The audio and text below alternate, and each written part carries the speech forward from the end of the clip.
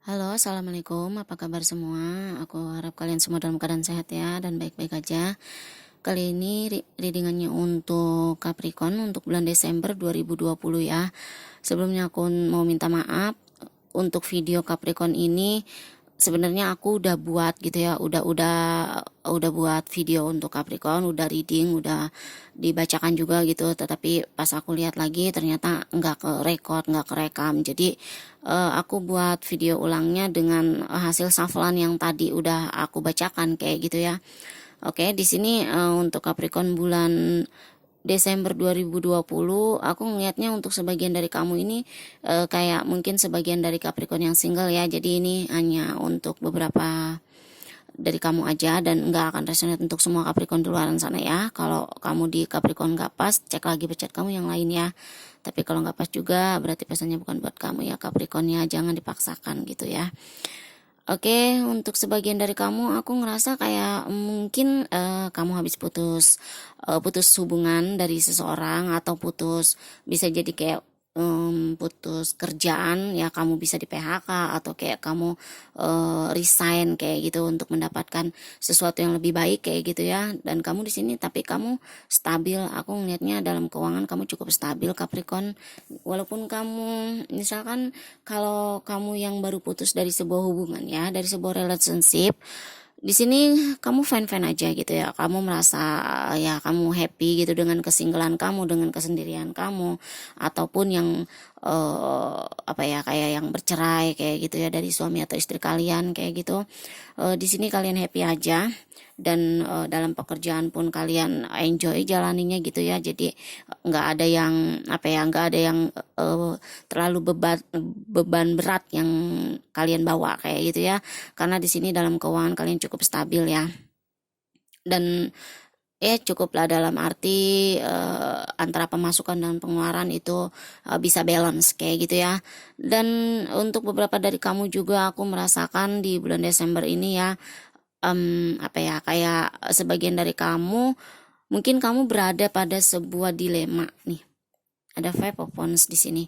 Dilema dalam arti ini bisa jadi konflik batin ya, inner konflik yang kamu rasakan di dalam diri kamu karena aku ngelihatnya gini ya, untuk sebagian dari Capricorn ini kedatangan seseorang dari masa lalu bisa jadi seperti itu, kedatangan seseorang dari masa lalu dan orang baru yang kamu manifest kayak gitu ya.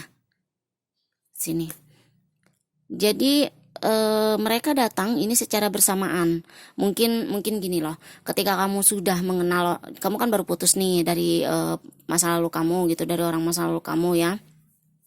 Ya mungkin sekitar bulanan gitu ya. Dan kamu bertemu dengan orang baru gitu ya.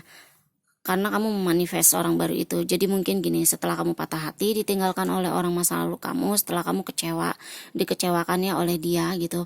Mungkin dia pernah melakukan suatu hal yang tidak baik sama kamu, suatu hal yang buruk ya ke kamu kayak gitu ya. Dan di sini kayak kamu apa ya, untuk sementara waktu kamu mungkin merasakan kayak kehilangan gitu ya. Kamu merasakan sebuah kehilangan dari seseorang di masa lalu kamu gitu. Tetapi kemudian aku ngeliatnya kamu di sini kayak apa ya, kamu berusaha untuk membahagiakan diri kamu sendiri dengan kesendirian kamu, dengan kesinggelan kamu gitu. Kamu happy seperti yang aku bilang tadi. Jadi dengan kamu bahagia diri kamu sendiri gitu ya, dengan kamu membahagiakan diri kamu sendiri gitu, dengan melepaskan semua beban masa lalu kamu seperti itu ya. Kamu menarik seseorang yang baru dalam hidup kamu di sini. Ada awal baru yang kamu jalani dengan orang baru ini. Seperti itu ya. Kamu memulai sesuatu yang baru dengan dia, orang yang kamu manifest kayak gitu. Tapi kemudian di pertengahan jalan mungkin orang masa lalu kamu kembali lagi. Kayak gitu ya. Seseorang yang pernah meninggalkan kamu, yang pernah mengecewakan kamu, yang pernah membuat kamu terluka, menyakitkan kamu kayak gitu, dia kembali lagi menawarkan sebuah komitmen baru gitu ya. Maksudnya dalam arti sebuah mungkin dia ingin rekonsiliasi, dia ingin kembali kayak gitu ya. Dan di sini ini yang membuat kamu dilema kayak gitu. Ini membuat kamu dilema. Apa yang harus kamu pilih? Apakah orang masa lalu kamu atau orang baru? Dengan orang masa lalu, aku merasakan kayak dengan orang masa lalu kamu seperti apa ya, kayak ada rasa kurang percaya lagi sama dia gitu. Apakah dia udah berubah? atau apakah dia akan mengulangi lagi kalau aku terima lagi kayak gitu ya.